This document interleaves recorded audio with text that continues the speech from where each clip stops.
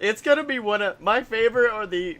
I'm not saying the Dylan-less episodes, because we do need Dylan.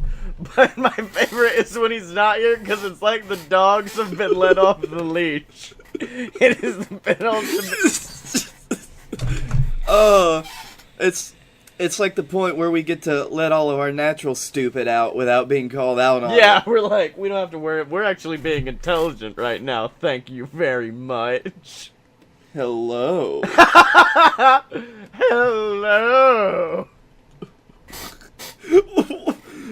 Welcome to Fight Boys with two Z's. Now we need a different cold open because, like, the cold open I wrote was more Dylan-centric. I was like, hey, Dylan, we're going to Ring of Honor. Hey, Scotty, go fuck yourself. Yeah, you're coming with me. Fuck off. Oh, wait, is this the thing that we're all going to? Yeah, it's me and you. We're going to Ring of Okay. Honor. Oh, hey, Dylan, fuck off.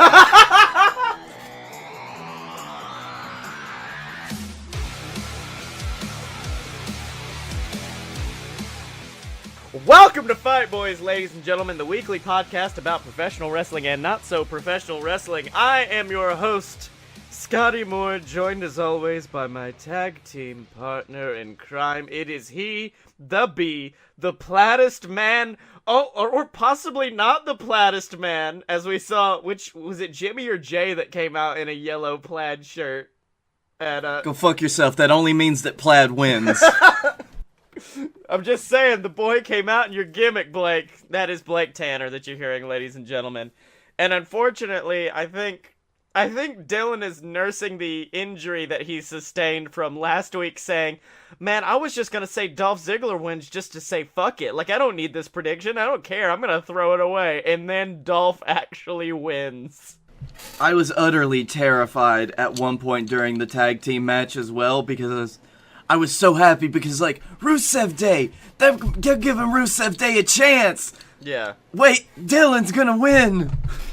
You're like, fuck yeah, Rusev. Aw, damn it, Dylan. Oh, shit. Not Yeah. again. That's kind of where... I didn't watch much of the pay-per-view because I was at work for the majority of the night, but I remember watching the beginning of the tag match and being like, wow, this is kind of like just watching two tag team matches at the same time. There's not really a whole lot of four-way stuff going on. No, everyone was just kinda... mostly doing something the whole time. Everyone was just kinda... It's what happens when you get more than two tag teams in a match together, which is an absolute clusterfuck that nobody can follow. Well, no, I would say three men, like, 'cause as we know, Dudley Boyz, Hardys, Edge and Christian, one of the best matchups of all time. But yes, but that also had three of the best tag teams of all time in it. meanwhile, this one had Rusev and Aiden English, who I do love, but they are not going to be Edge and Christian greatest tag team of all time. No, although they're doing pretty well for themselves. Can I just say, like, I think, like, the kayfabe confusion that that Shane and Daniel had during their match was accident during the Fatal 4-Way tag match. I'm good. It was almost like it was real. No, but, like, I feel bad for saying it, but, like, the Daniel Bryan match, it didn't go as good as it could have, I guess. Like, that whole match was really weird to me. Because it was... It was a match that we knew what was going to happen, but they did it in the most pussy-footed way. I honestly don't even remember much of what happened at that point, because I think I'd gotten so, like, done with that pay-per-view at a point that I just kind of put my... I leaned back in my computer chair, and I closed my eyes, and that was it. Well, let me tell you, essentially it became like a bad Angry Beavers episode at one point where he's just like, I'm gonna put tape across the ring. He didn't actually, I wish he did though. And then you get this half of the ring and I get this half of the ring. At which point I went, awesome, Daniel's gonna count the pin on Shane's half of the ring. But then, like, it got weird. Ah, spoot! Hug me, brother! Like, I don't know where they're going with it, because Shane is the, because Daniel's the heel turn that they've been saying is going to happen, but Shane is the obvious heel turn, I guess, if that makes sense. Because Daniel's the one guy who's like, I'm trying to actually defend the show. Meanwhile, you just hate these guys for no reason. I mean, I guess there is a reason, but like... There's a couple of good reasons. What makes you say that? I don't really know. But yeah, that whole pay-per-view was weird to me. Like, it was a whole lot of me going like, well, maybe they'll do something. They didn't do it. It was pretty nothing. rough. The most they got to doing something was with Dolph Ziggler, and apparently they're already reneging on that whole thing. Either that, or I like to think that after his appearance on the Edge and Christian podcast, WWE was like, you know what, let's give Dolph a bone. Let's give him that U.S. championship. He'll be fine. And then Dolph just comes out and it's like, nah, I think he might possibly just be done.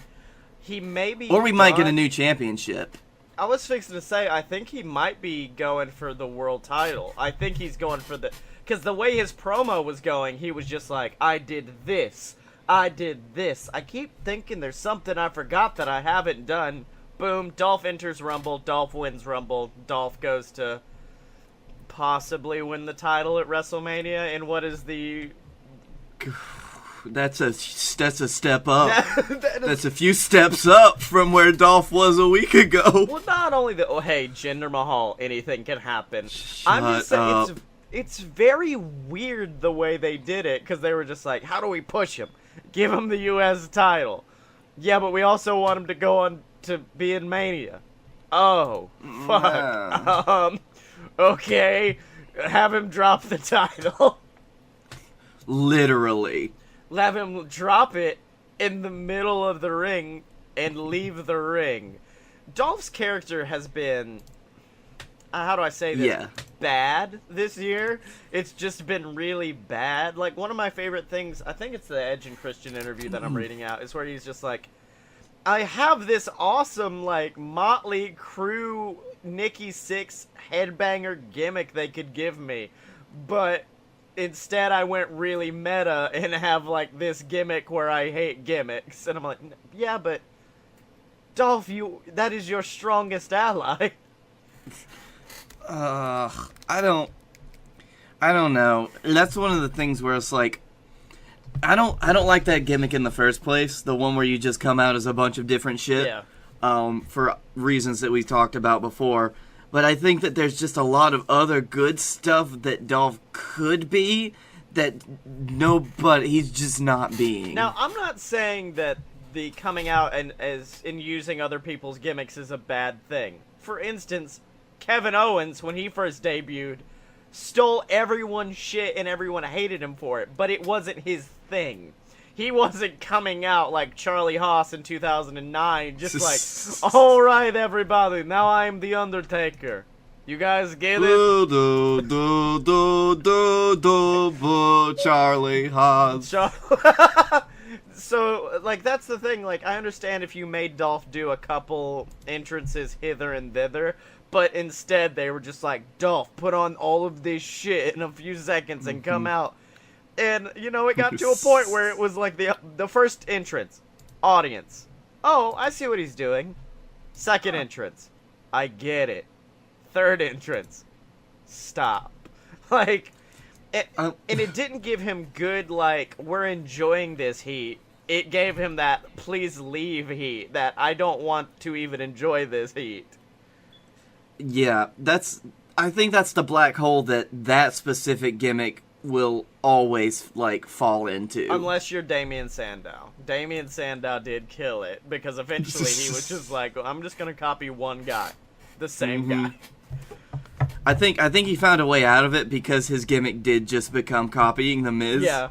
Which was beautiful, in all honesty. And then, I don't know, Dolph's furiously close to Randy Orton not giving a fuck level. The only difference is Randy Orton has been there long enough and had those high reigns to where he's like, I cannot give a fuck and no one's going to care. No one's going to be like, Randy Orton's jaded and hates the business. They're like, no, Randy Orton just doesn't care. Randy's also pretty entertaining when he doesn't give a fuck. Are you talking about... Dolph is not. Are you talking about the main event tonight? Where, at one point, I genuinely thought Randy was gonna RKO Shinsuke. Like, there was a point, I think the Singh brothers got up, distracted Shinsuke, pulled the hair, Shinsuke's down. Randy gets in the ring, and I don't know if they were just setting up a spot and it was taking too long, but Randy just stared at Shinsuke for too long, and I'm like, this dude's about to drop Shinsuke.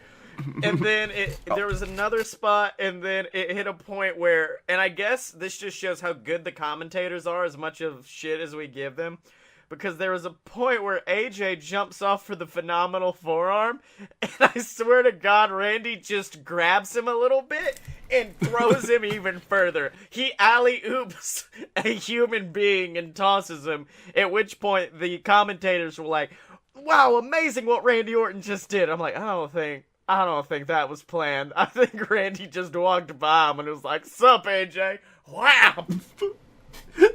High five, motherfucker. If my favorite was, so, like, you know, with your music, like, Randy Orton, like, at a certain point in his song, he knows to do the pose. Shinsuke's music was playing, but Randy was still waiting for a spot to do his pose. Like, it was at that... and then at the... Randy pops up like, I hear voices in my head. And I'm like, fuck yes, Randy, you did it. I think Randy only ever hears his entrance music. No, he's facing, like, Bray Wyatt or something. Bray comes out, he's like, what the fuck is this dude using my entrance music? Bray, come on, man. You're not even doing it right. You're just walking down the hallways backstage. I hear voices in my head. Hey, Randy. Talk about John Cena singing Cody Rhodes' theme song, which is still one of my favorite things John Cena has ever done. Oh, that's a good one. Oh my god, did you see it was a video of Cena, and he was getting interviewed for Ferdinand, which, god, we need to go see Ferdinand and just do like a wrestling movie review, even though it has nothing to do with wrestling. But he did an interview, and they're like, John, you're a voice actor now. We want to test your voice acting prowess. And they just showed him random photos. And John Cena's really good at voices. Like, firstly, he's very good at Mad Libs, which Jimmy Fallon proved. But he's like they held up Shrek, and he's just like, Shrek, that's this guy right here. This is Shrek, isn't he? And I'm like, fuck, John, okay.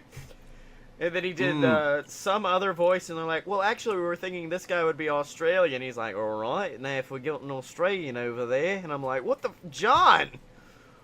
You've been hiding this from us for so long! John Cena is a wealth of, like, wonderful, wonderful little hobbies that you never get to see. Uh-huh. He's a huge fan of, like, Red Alert and anime, and it's actually, it's pretty great. I would love... The more I learn about John Cena, the more I realize that John Cena would fit in pretty well with my friend group. I think John would just hang out and be like, what's up, guys? You having a good time? Yeah, John, thanks. Do the Australian accent. Hello? Thanks, John. Do you think he would pop in, see you guys like someone was playing Yu-Gi-Oh! On the table, and he'd be like, hold on, let me get my deck? Dude, John Cena would beat the fuck out of us in some Yu-Gi-Oh! John Cena would kick my ass at Yu-Gi-Oh! And I know it. I'd be like, John, I summon the Blue Eyes White Dragon Dark Hole. John, what? And I had this Dark Hole saved. I'm just gonna use it. John, what the fuck? Where did that even come from? Produced it from my pectorals. No. It's like, it's like in the show they didn't follow the rules. John Cena also does not have to follow the rules. John's like, all right, let's do this. Blue Eyes White Dragon, go! No, you have to sacrifice like 2 monsters for that. No, I don't give a shit. I'm gonna summon another one right now. I'm John Cena. He's right the fuck out, right? You want 3? I'm gonna fuse these bitches. Yeah, no. He's just, like, John, how did you even have all those in your hand right now? You look, and he's, like, digging through the deck for the Blue Eyes White Dragons. Heart of the cards, baby. That's the heart of the cards right there. Heart of the cards has always been cheating. Alright, John, your life points are down.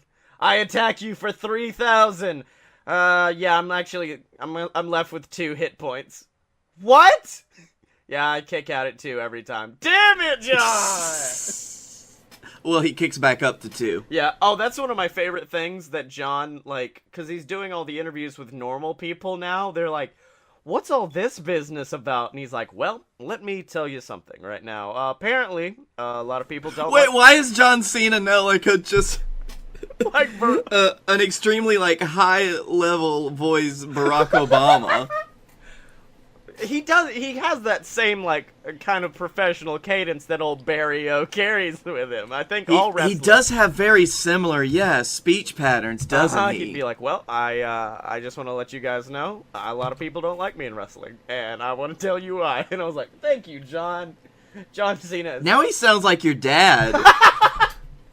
Look, don't expect me to be John Cena and pull off these amazing impressions instantly. Wait, hold on. Hello there, it's me, Jonathan Felix Cena here, to talk to you about Ferdinand, my movie where I'm a bull. Alright, thank you. Oh, okay. Well, that's the interview, I guess.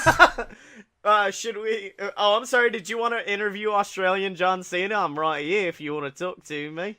I'm having a good day. No, it's alright, John. We don't have the money to pay for that. Promoting my bull movie. My bull movie, which has, like, fucking Peyton Manning in it, and Gabriel Iglesias, and everyone ever.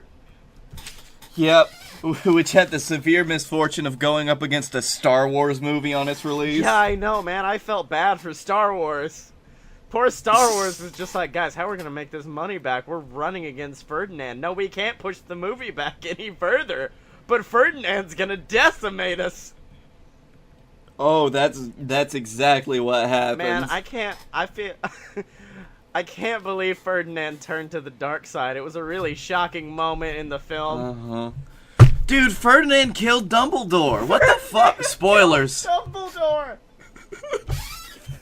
So should we talk about actual good wrestling news? For instance, the fact that the women are finally getting a Royal Rumble? Oh, yeah, seeing as we haven't talked about actual wrestling for the past 7 minutes. What makes you say that, Blue Eyes White Dragon? Go. I'm very happy that the women are getting a Royal Rumble match. I was very annoyed at the way they announced it. Well, hold on. How did they... I have not watched the footage. I just got, of course, the WWE app being like, yo, dog, some cool shit's happening. Well, I've gotten to the point, and I think many people... in, like, I guess a lot of certain parts of the wrestling community, is just, like, I don't know if I'm a big fan of, like, whenever something super amazing is happening that's really progressing women's wrestling, that's really awesome, it always feels like Stephanie has to come out and take all the credit for it. Well, okay, I understand in this instance. In fact, because she came out and took all the credit for it. Well, no. Here, okay, Stephanie is the person. She is the authority figure. You couldn't have Charlotte come out and be like, "Hey guys, no one knows backstage." No, but you gonna could at least do something match. Like where you show that the actual authority figures on Raw, like, you know, the people that have been there every week that you know are there. You could have both her and Kurt come out. Oh, that would be nice. I get that. It's just, I don't know. Or you could even bring out. I would love if fucking Vince McMahon himself came out with Stephanie to say that. Yeah. Like, I just don't. I don't like the idea of one person coming out and claiming credit for shit in wrestling, whether it's kayfabe or not, because that's a thing that I find that a lot of wrestlers do. Everybody tries to take credit for something amazing that's happened in wrestling. Well, here's the thing with Stephanie. I understand, and the reason why is because Stephanie almost feels like the authority figure over every women's division. Like, even if it was on SmackDown, Stephanie would come out and be like, Shane, back the fuck up. These are my people. And I know that's not the way it is, but that's how it's always felt for me. Like, ever since Stephanie was the one who came out and was like, yo, dog, Charlotte, Sasha, Becky. Well, first of all, she's gonna come out, tell everybody in the ring why they're shit, and then she's gonna say, I'm gonna do something great. Well, yeah, of course. Because that's Stephanie's that's character. Her character. Yeah. Well, So, her character is not great. Yeah, well, I was fine with it. The thing I wasn't fine with was I think this happened when they went off the air. I don't think this happened live. Was this photo I found, and it was basically like a curtain call of the entire women's division holding their hands up high. And I was like, that's really awesome, until I looked at the end and saw Absolution. This just now debuting full, like, we hate everyone here kind of thing. And they were just like, yeah, we're gonna join in. I'm like, no. You three are not allowed. You three need to beat the shit out of everyone else. You know what? I think one of my main things is that all of the women that are currently working in the ring every night are, like, the reason for these accomplishments that they've made. Yeah. Like, if it wasn't for the amazing women's division that they have right now, there wouldn't be a women's Royal Rumble. Right. And I just feel like none of that credit is getting attributed to the women on the air. I mean, I see where you're coming from. And I feel like when the first women's revolution happened, you're right. A lot of that was because it's been really good, the performances they've been putting on. I've not seen any, like, as far as, like, if you remember back in the day, those NXT women's matches were the only reason I would watch NXT. That was it. But now I don't feel, other than like Asuka, I don't have, none of their performers stick out to me as much as they used to. I don't know why. I don't know if it's the fact that they feel lessened or what, but. Well, currently they're, and this is both a positive and a negative, they're just being booked the same as everyone else on Raw, which is not great. Yeah. So I think that's part of where that's coming from, but I don't know.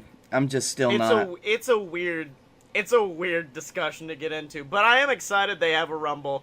I'm excited about the possible, like, people coming back for it, because obviously for the first one, they're gonna blow some Josh damned minds. It's gonna be insane. I hope we finally get to see Trish back, if she's, like, ready to compete. Oh, yeah. Trish is definitely coming back, but I think she would only come back for, like, a cameo appearance or something like that. I don't think Trish is going to be there for, like, the whole big deal. Well, no, I mean, I would just like to see her come in and do a couple of quick spots in that Rumble. That would be nice. Yeah. But speaking of big deals, ladies and gentlemen, we got some big deals for you over at merch.aloadofpurebs.com. That's right, ladies and gentlemen. Merch.aloadofpurebs.com is the only website where you can go and support these good Fight Boys right here. You can pick up all the Fight Boys merchandise you want, and merchandise for all of your favorite JWF superstars. We got shirts for Blake Tanner, Scotty Moore. We got shirts for the Dylan. All of your favorites, all available over at merch.aloadofpurebs.com. And just for this next week, ladies and gentlemen, to celebrate last Sunday's amazing Barcade pay-per-view, we have an exclusive Barcade shirt printed on ultra super soft cotton. It is probably the softest shit we sell in the entire store. It's only available for a week, so make sure to go pick it up over at merch.aloadofpurebs.com. It's actually the same shirt that your B shirt is printed on, Blake. My sweet B shirt. You're just like, oh, that is a good shirt, isn't it? That sweet B. Oh, I guess we could talk about the fact I'm excited. The curse of the JWF pay-per-view has finally broken. Thank God. So for those of you at home who don't know, every week, every pay-per-view week we've ever been through, something major has happened. I think Summerfest, we had, my entire computer broke, so I lost everything for that. That was one problem. I believe for Heck in a Sec, we recorded it at 1.5 speed, so the episode is too quick. We had a lot of different problems happen at a bunch of different times with these. But the curse is broken.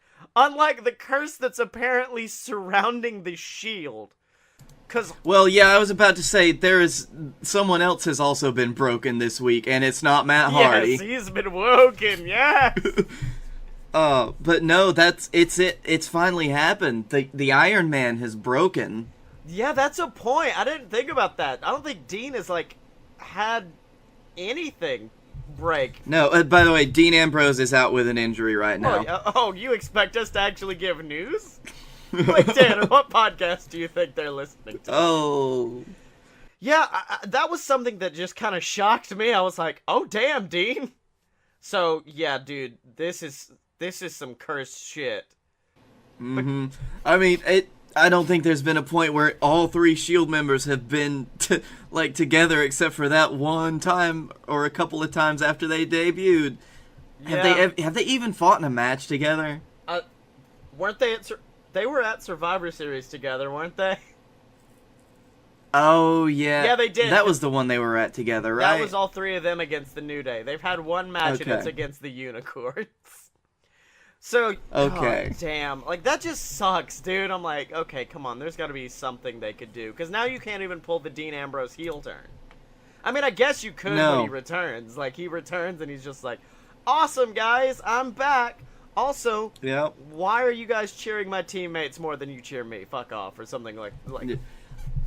I've heard that now, like they had it to where they kayfabed it out to where it looked like Joe had injured him. Oh, okay. Which I also like the storytelling and the fact that Joe has injured 2 of the S.H.I.E.L.D. members in real life kayfabe now. Oh my God, you're right. Roman's the last one. Roman, we coming for you. Yeah. Okay, so that's son of a bitch. That just sucks, man. Because, like, the S.H.I.E.L.D. Look. Well, I mean, I guess they were kind of. I was about to say, hey, at least he gets to spend Christmas at home with his wife, except no, because she's going to be at Raw. Oh, no! Well, I just feel it's weird, my feelings on this, because, like, the S.H.I.E.L.D. had kind of stopped shielding, you know? Like, it went back pretty quickly to Roman. It stopped being the S.H.I.E.L.D. reunited and started being, oh, the Intercontinental Champion is feuding with a guy, and the Tag Champs are feuding, and now they're having this weird, like, 3-on-3 battle. It did not feel like the S.H.I.E.L.D. were reuniting for the S.H.I.E.L.D. It felt like the S.H.I.E.L.D. were reuniting because, oh, well, we have to keep this going. It felt like Roman and the Tag Boys. Roman and the Tag Boys. Like, the same thing would have happened if he was on SmackDown and it was with the Usos. It would have been the same exact shit. Yep. Like, it doesn't feel right. Speaking of not right, Enzo Amore. No. Jesus Christ, Enzo Amore. Okay, hold on.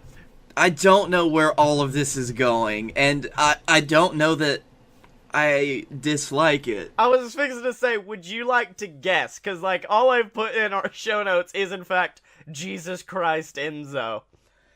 Would you like to... I'm guessing that something has happened in regards to his newest storyline. No. And what happened between him and Nia on Raw, which I only got to see a little bit of that, so I don't know exactly everything that happened. Oh no, this is so much better than that. This is so much better than that.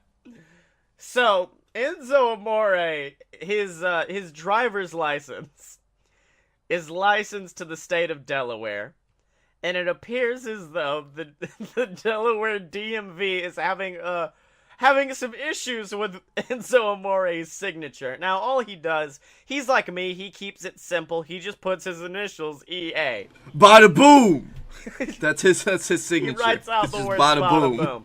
No, Blake, if you would like to just quickly go do a Google and look up Enzo Amore's DMV license, and just look at his signature, because he signs an E and an A, but I've never seen someone put an E. That's a penis. No, that's a dick. There's a stone cold dick on this man's driver's license. No, it's an E and an A. The E. Oh, I'm sorry. It's a dildo. The E. No, Blake, you're looking at the picture. Look at the signature underneath. No. took me a second to get that one. Thank you. No. If you look, it is. It's an E forms the balls, and then the dick is an A. Okay, I know how someone would try to say that, but nobody in their right fucking state of mind would not look at that and be like, that's a dick. That's a penis. Well, here's what Enzo has to say. I got issues with the state of Delaware. Well, I got issues. Yeah, you do, Enzo. My phone has been ringing off the damn hook, and I've been hitting the FU button on the side of it, sending these strings straight to voicemail. Because I know who it is. I know who it is. It's the state of Delaware. And I know what they want. If you didn't know what was going on, that's the most buck-wild sentence of all time. I know who's calling me. Delaware. All of them. The whole state of Delaware is calling me, and I know what they want. Just makes you ask, what did Enzo do to Delaware? Yeah. How did he hurt them? They want me to get a new signature on my license because my current signature is unacceptable. Gotta get a new picture, the whole nine. So I'm walking in there with a great hairstyle and a great attitude because I represent myself in court, in life, and in the DMV. And I always win because I'm the realest champ in the room. And there ain't no way the state of Delaware is gonna tell me how to sign my own license. Enzo would add that he had been signing it like that since grade school. That just means you've been an asshole since grade school. That doesn't prove anything. And it looks I don't know what it's like. Is the implication that you're trying to give to people like, I didn't know I was a kid. I didn't know that looked like a yes you did. Yes you did. He says it looks like an EA to him. EA Sports. That's a dick. Oh man, I really wish WWE 2K was part of EA Sports right now. EA Sports. That's a penis. Look at that dick. Look at that dick. Oh, speaking of penises in inappropriate places, Mia Khalifa, who I've never heard of this person. Mia, have you ever heard of this Mia Khalifa? I think it's the name. Are we doing a bit cause she did the sex videos things as a business that people call the, what do they call that? What do they call it when people have sex on videos? I don't know, cause I'm a good Christian boy and I don't participate in watching such things. Literally, when I was a kid and I first heard the word pornography, I thought that somebody you put EA on everything like a dick. EA. Big dick. I thought that people were saying cornography.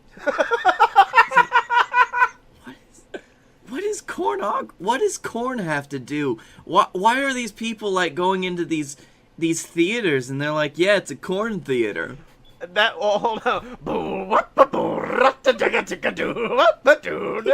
Or do you mean corn on the cob? Either way, it's funny as hell to picture someone walking into a theater and either watching nothing but corn music videos. Instead of popcorn, we give you the real stuff. We give you real corn. Jeez. Okay, but anyway, yes, you're talking about the interview that Mia Khalifa did on her podcast with Eva Marie, right? Hold on. I was just going to say, so, you know, Mia Khalifa talked some shit on the WWE, and you know what? She and then Eva Marie came in and schooled her ass. Well, no, my favorite is the fact that it's like, who would you bring in to defend the WWE? Who would swoop in? Perhaps Ric Flair with his infinite knowledge and probably knowledge of who Mia Khalifa is. And probably a bad time for everyone. Oh, you are a pretty young thing. Let me tell you something. Why am I here? Why am I here again? Because I said wrestling wasn't a real sport. Well, it's not. It's a theatrical performance. What are you, dumb? I don't like you anymore. I'm leaving. But here's the thing with Eva Marie.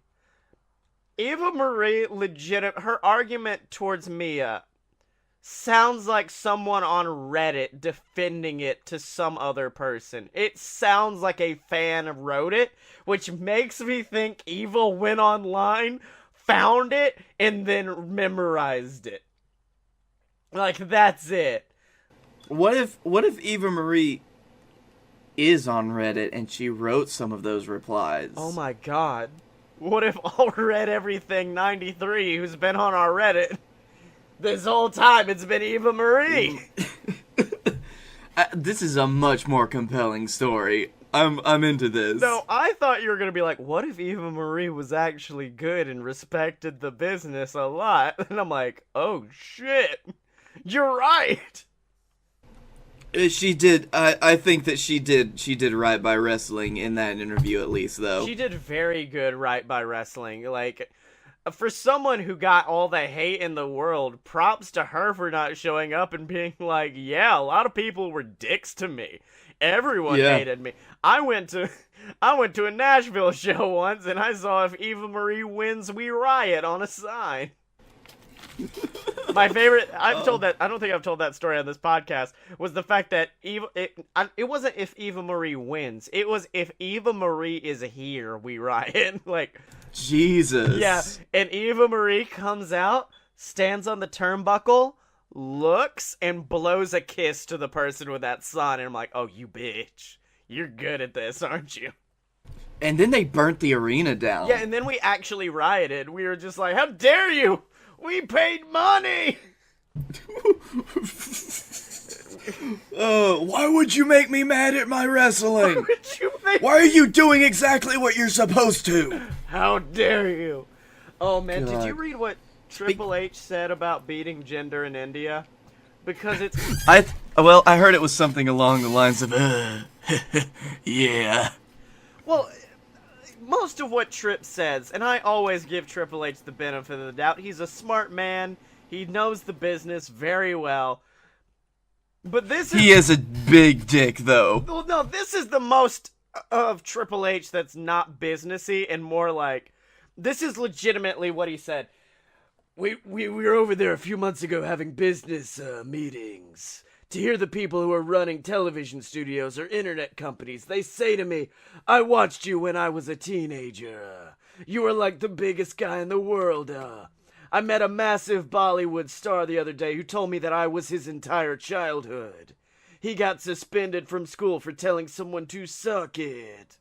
It's not to say gender wasn't over there. He was. You have to understand the market. It's not like everyone went, oh my god, he's Indian, he looks like us, so we love him. They're a savvy market. They know he's a bad guy. And I'm like, whoa, this is the first bit of evidence that's ever been released from WWE of just like, yeah, we know that he's a fucking heel. Like, we're not trying to do anything right now. Oh, alright. Moving on, there's one more thing I want to talk about. I just want to say, my favorite thing about the Triple H thing is the fact that it is legitimately Triple H showing why he buried them and being like, hey, they like me.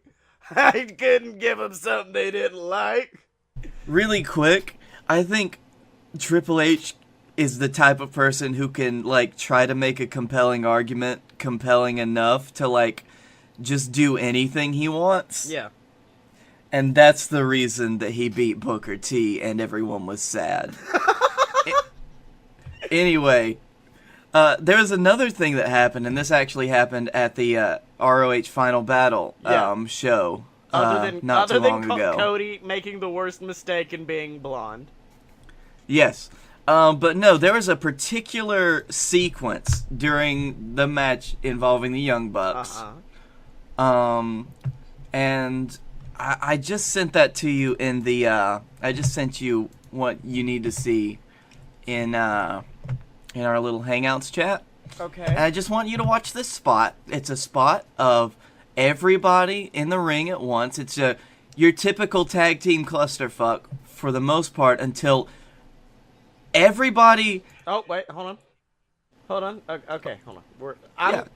Okay, so I got the video. I'm just going to give a nice play-by-play. Okay, Go for it. Flip Gordon goes for a head scissors. Matt Jackson does a backflip. Goes up, reverse head scissors. Okay, Flip goes for a clothesline. Matt ducks, flips, does another head scissors, Flip does a flip. Jackson, now they're just flipping, a whole lot of flippy shit. Oh, no. Okay, you're right. They are all walking into the ring and trying to drop kick one another at the same damn time. Oh shit, that's so good. Okay, I'm glad that I got your honest reaction to that, because I fucking loved this whole sequence because it was so stupid and it was just nothing but entertaining. I mean, it plays to who the Young Bucks are, and also plays to like their friendship, I guess, their pseudo friendship with Flip Gordon on Being the Elite. Like, Being the Elite is officially Ring of Honor kayfabe at this point, I think. I think there's no way to not say Being the Elite isn't Ring of Honor kayfabe. Well, I'm glad that you enjoyed it, at least, Scotty. Because, as we know, the Bucks are very divisive in the way that they do their wrestling. Do I get to do one of my favorite impressions? Did he say something? Oh, you're damn Skippy, he did. You're damn right, big man! Oh, Jimmy C's back! We're gonna get to him, though. Because it started out with Daniel Cormier, the MMA dude. Yeah. Don't know how to pronounce his last name. Cormier. Well, he sent out a tweet that said, yeah, this is actually pathetic. This is what people want to see? Go to a goddamn gymnastic competition. Suplex, body slam, pile driver. Do some old school wrestling, man. DDT? I remember when the Frankensteiner was the most you'd ever see someone flip. I say boo to this BS. Okay, firstly, how dare he say boo to us? Boo to you, Exactly. Daniel Cormier. Talking shit about the BS. Now, Dave, I don't even know how we've got figured into all this. We just got dragged in. Yeah, Daniel Thanks, Cormier Daniel. was just suddenly, all of a sudden, like, fuck the BS. I mean, come on.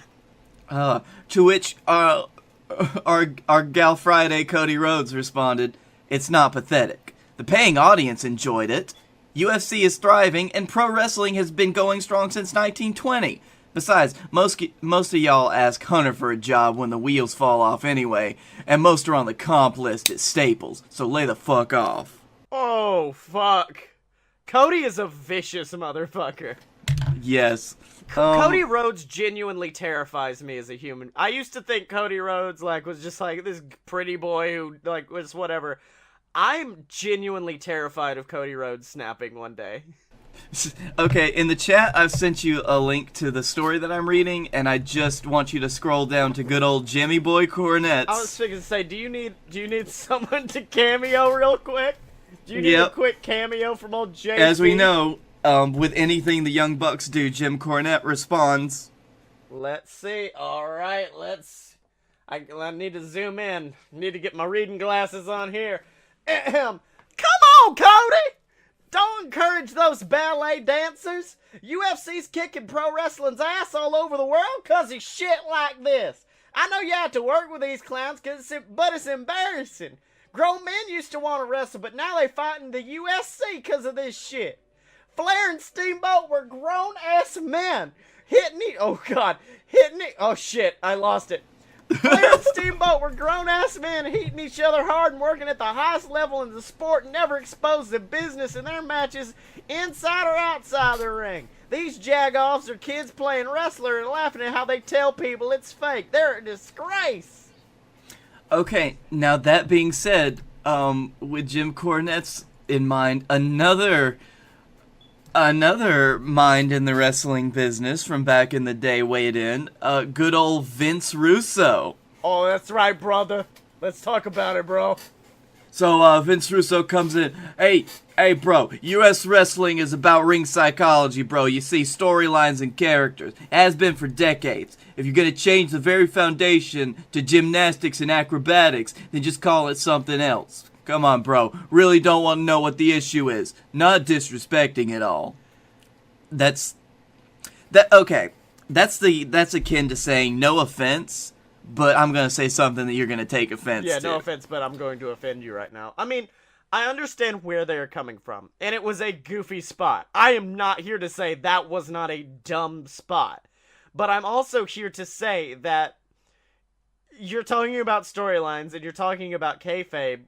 The kayfabe of, like, Ring of Honor, the fucking Bullet Club do not hate Flip Gordon. I mean, one part does, Marty does, and Cody does, but the Young Bucks don't hate Flip Gordon. It's perfectly acceptable to think in kayfabe that before the match they were like, hey, let's do this, it'd be really, really funny. Or even beyond that, it's perfectly acceptable to think these two teams are so dominant that they would both try to go for a dropkick at the same time. Yeah. You could tell, like, yeah, the spot was planned out in advance, but they made it seem organic enough to me that it's like, oh, they're all on that level. Yeah. Nick Jackson, by the way, responded, okay, so, to Vince Russo, okay, so the guy who created Viagra on a pole match is talking about ring psychology. Very good, Nick. You vicious boy. Uh-huh. I just don't think, like, the one thing about wrestling is, and you know what? Going back to Cornette. Yeah. Not too long ago on Jericho's podcast, Cornette was talking about the fact that, like, back in the territory days, you'd have dudes from down south go up to New York and watch WWF. Yeah. And they'd be like, oh, yeah, this is way different from what we do. We're not into this. Or you'd have, you know, the vice versa happen. And it's like, wrestling is a bunch of different shit. You don't get to, like, dictate everything about what wrestling is. Yeah. I think Wrestling has been very different since before you came along, and it's not gonna homogenize the way that towards, like, what you think wrestling is. Yeah, me and my dad, the other day, on our Raku account, we have essentially, it's a shitty wrestling, like, Raku stream, and you press it, and it will just pull up something random it finds off the internet. It found, like, something from the 1930s. I swear to God, it was a video of the 1930s. The finishing move was a body slam, and I'm like, yeah, this is different. Like, Yep. Although it did reach a very fun moment where it had a bunch of old shit. Then we clicked in, and then it was like 2010 ECW, and I'm like, whoa, what just happened? Did we just go into a time machine? Also, this app is getting sued. So I just want to say, when we go to Ring of Honor, can we challenge the Young Bucks to a match? I mean, the two most dominant tag teams in professional wrestling history, the Young Bucks and the BS. Oh, yeah, that'd be lovely. I would love for the Young Bucks to carry me in a match where nobody sells anything. Yeah. Oh, man, but oh, damn it, I've already done... Why didn't you give me that lead-in for the merchandise plug, Blake? That was... No one sells anything, but we do at merch.aloadofpurebs.com, but we're not here to talk about merch.aloadofpurebs.com. We're here to talk about patreon.com/fightboys. That's right, ladies and gentlemen. Patreon.com/fightboys is the only website where you can go support these good fight boys right here. You can, of course, support however much... Are you eating chips right now? No, don't worry about it. You munching on some shit during the Patreon plug. But of course, we do have perks for you over there, all relating to that amazing Birmingham, Alabama-based professional wrestling organization, the JWF. For just $1 a month, ladies and gentlemen, $1, we will bring you into the JWF, job you out, and send you on your way. And believe me, we need a lot of jobbers ahead of the next pay-per-view. $5, you'll get put into storylines like my father, Scott Moore, like Guy Fieri. You'll be brought in. We'll do whatever we can to give you a fun character, give you some style, some pizzazz. And you will be a JWF mid-carder, but if you want that gold around your waist, that gold that means so much, then donate $30 and you will become a JWF champion. We don't know how, we don't know when, we don't know in what way, but we will make you a champion, but that's only available if you donate over at patreon.com/fightboys. Boys is spelled with a Z, which means Blake, my munch boy. It's time for that amazing, fantastic, the greatest professional wrestling organization in the world in Birmingham, Alabama. It's time for the JWF. And I'm going to tell you, we had an amazing pay-per-view this Sunday. The Barcade pay-per-view, we had some surprises, of course, as we saw Dylan unleashing a vicious upper dicker on the Lumberjack, putting him down for a last man standing match. Then, of course, we got to see Eye to Eye defend their titles in an amazing no disqualification match. And then, of course, Blake Tanner versus Canada Charlie in one of the most vicious ladder matches in JWF history. We saw metal ladders buckle under the weight of these men. We saw massive suplexes sending these men toppling 15 feet to the ground. But that's all in the past, Blake. I know you loved the pay-per-view. I know it was fantastic, but we have to look towards the future. And the future is the Regal Rumble. A match where 20 men enter. Only one man leaves, and that man leaves with a chance for a match at WrestlePalooza against... Wait, 20 men enter, only one man leaves. Are the other 19 men going to die? Do you not remember Undertaker? 30 souls, 30 holes. Like, that's it. The minute and he didn't fill a ding-dang one. The minute you get clotheslined out of that ring, you fall into your own grave. That's why everyone has to donate on Patreon so we can refill after this shit's over. But ladies and gentlemen, it is time. It is time for the Regal Rumble, and I think someone has some amazing announcements before that oh so prestigious pay-per-view, and it is of course the owner of the JWF, Captain Tibbs, coming back after a horrific injury last week to take back control of the company, and this week he has an announcement for us, so let's go down to the ring and hear what Captain Tibbs has to say. Aha! What's up, motherfuckers? I hope you're all strapped in and strapped on, because we're about to get set to go on the ride of a lifetime. I'm calling Elon Musk. We're going past the stars. We're going past Mars.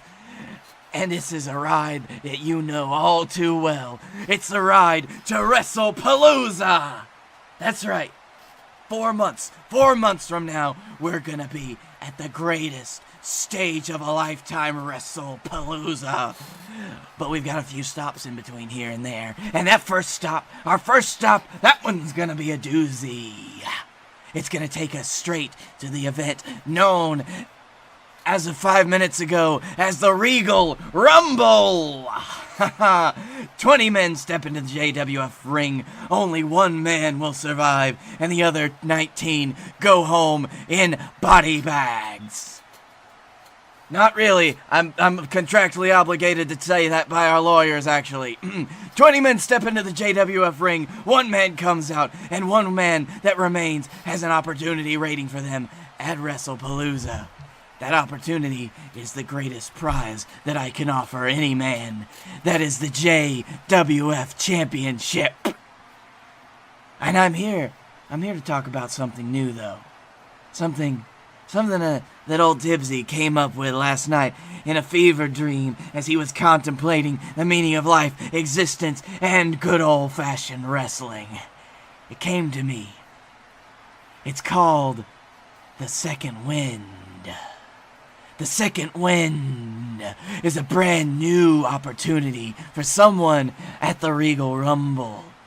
This is the opportunity to come back into the Rumble after you've been eliminated. You heard me right. Somebody gets a do-over. You get a second chance at glory, wonder, everything you could ever have dreamed of. But I know you're going to be asking, Tibbs, how are you going to decide who gets this wonderful chance, this once-in-a-lifetime opportunity, this fantabulous second wind? Well, in a battle royal, of course. So next week, I'm going to say 10 men will compete in a battle royal to see who gets the second wind at the Regal Rumble.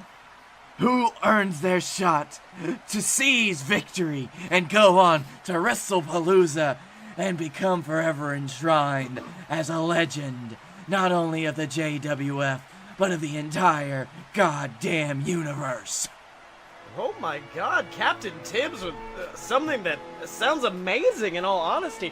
I mean, in many Rumble matches that we've had in the past, we've seen men who in all honesty deserved to win it, men who were on a hot streak, and then due to a fluke, due to cheating, due to some problem, they were eliminated. But now with this second win, someone's going to have the opportunity to come back. Somebody's going to have a second chance to victory. This is an amazing addition to the Rumble. What do you think, Blake?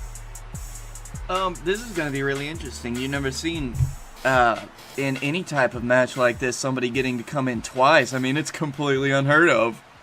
It's an absolutely phenomenal addition, and I can't wait to see who nabs it in that Battle Royal next week. Could be Scotty Moore, could be the Dylan. Who knows who could be possibly going on to get that Wait a minute. I'm getting news backstage. Apparently, Canada Charlie, the son of Captain Tibbs and the man who unfortunately was defeated last night by Blake Tanner for the JWF Championship. Canada Charlie is backstage, and it seems that he's been involved in an altercation with his associate, the Lumberjack. Seems like these two are not happy with each other. Let's see what they got to say. Okay, hold on there, Bubba boy. Where exactly were you last night? I hired you to help me. I hired you to get me the JWF title, and you couldn't even do that, could ya? Did you see what that little hoser Blake Tanner did to me last night? He suplexed me through a metal ladder. He bent and broke me in so many ways that I can barely stand up. Now, what do you have to say for yourself, young man? Charlie, I'm sorry. It's just the Dylan. My dick.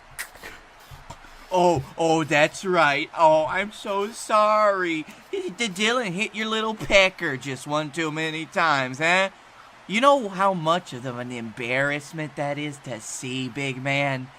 To see you fall over to the ground after just one little punch to your jackdaws down there?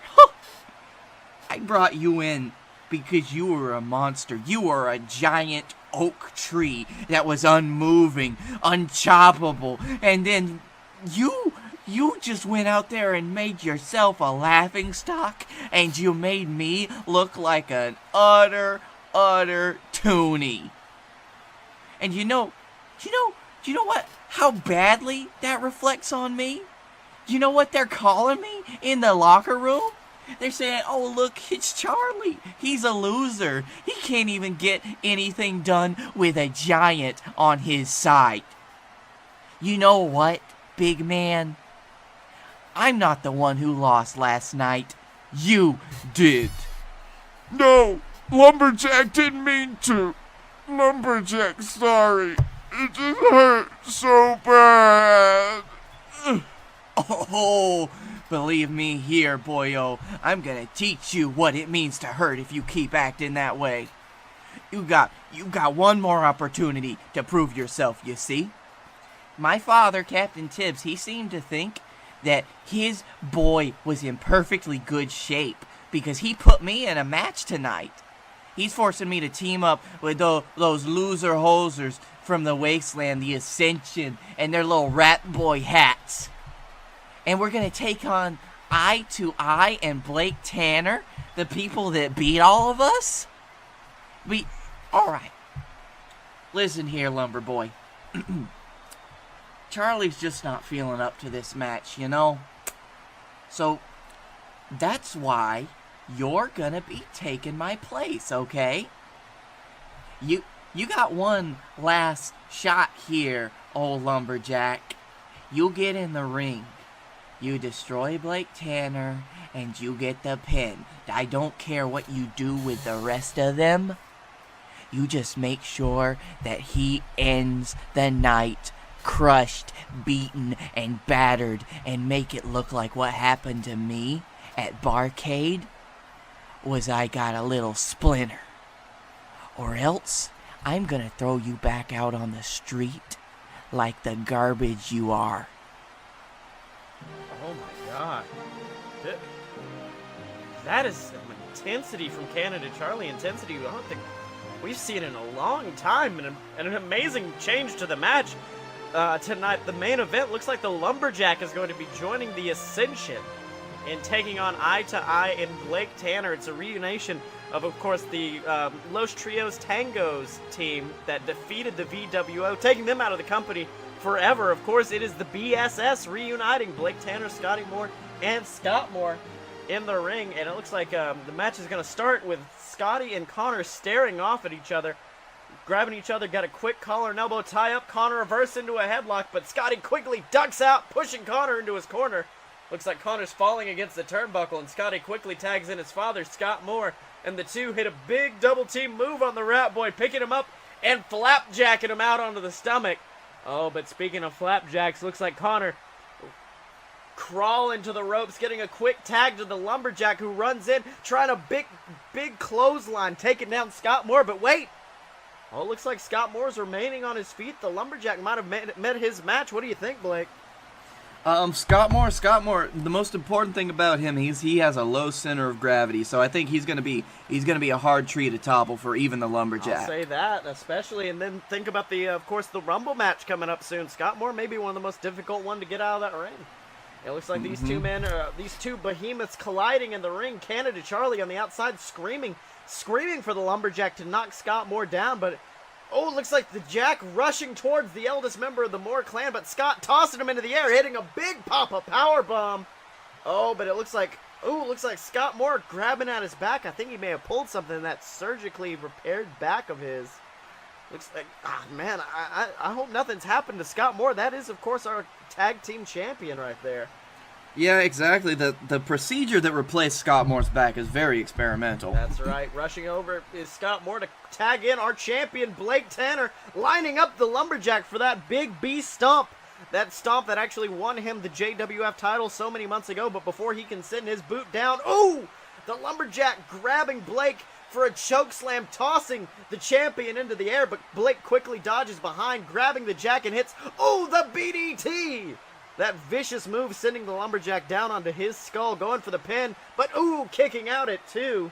And I think Blake Tanner's lining him up once more for that big B stomp, but wait. What's happened? There's someone from the outside of the ring grabs him, but it's not Canada Charlie. Who is this? It's the Dylan! The Dylan has run down at ringside, grabbing Blake Tanner and sending him to fall onto his face. It looks like Blake Tanner's actually got a bloody nose, staring back, shocked at what Dylan is doing. Of course, Dylan, the new #1 contender after his match last night. All right, but ooh, I don't think Blake has time to worry about the Dylan as he feels the grip of the Lumberjack's giant hands around his neck as he picks him up, hits a big double choke slam, sending Blake crashing into the mat. Meanwhile, it looks like Eye to Eye are trying to chase off the Dylan, but ooh, the Ascension coming around to the outside, hitting dual clotheslines on Eye to Eye, putting the boots to him. It is now chaos at ringside, ladies and gentlemen. Meanwhile, in the ring, Blake trying to get some punches off against the Lumberjack, but Jack picks Blake off the ground, placing him over his shoulders, and oh, there's that big running power slam, shaking the entire arena. Canada Charlie cheering at ringside as the Lumberjack goes for the pin. 1, 2, 3, ladies and gentlemen. Well, I guess the Lumberjack succeeded in his job. He got that pin on Blake Tanner, but not before an assist from the Dylan. But wait, ooh, I don't think there's going to be much celebrating from the Lumberjack as Dylan runs into the ring, scaring away from the Lumberjack. Of course, last night at the Barcade pay-per-view, the devastation done to the Lumberjack's dick by the Dylan. I don't think the Lumberjack wants any part of the Dylan getting out of the ring. Meanwhile, it looks like Dylan's grabbed Blake's JWF title from the referee, holding it high above his head. But wait, looks like he's aiming for something on Blake Tanner's body. Oh my God! Driving the belt directly down into Blake's dick. Now Blake just grabbing at his undercarriage in pain as Dylan just leaves the title laying across Blake's waist.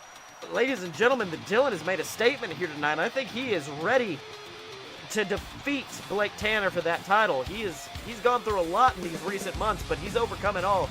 And I think Blake Tanner may be the next obstacle he overcomes. What do you think?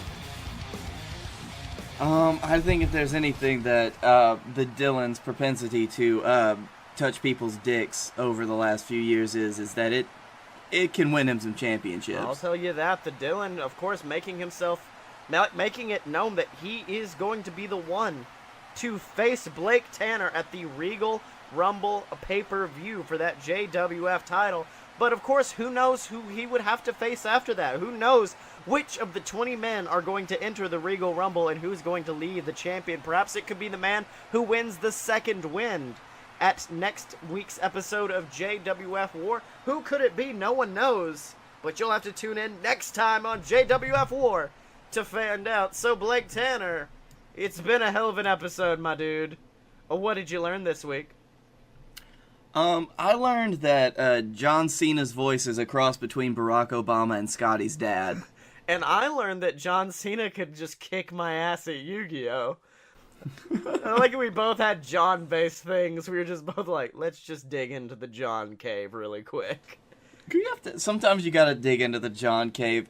I know it's full of weird-looking suits and old video games. Yeah. But it's a nice place. And anime. And a lot of... Look, there's the hentai corner we don't go into. So Blake, where can they find you? You can find me at Blake A. Tanner on the Twitter. You can find me at the Darkroom Video on YouTube.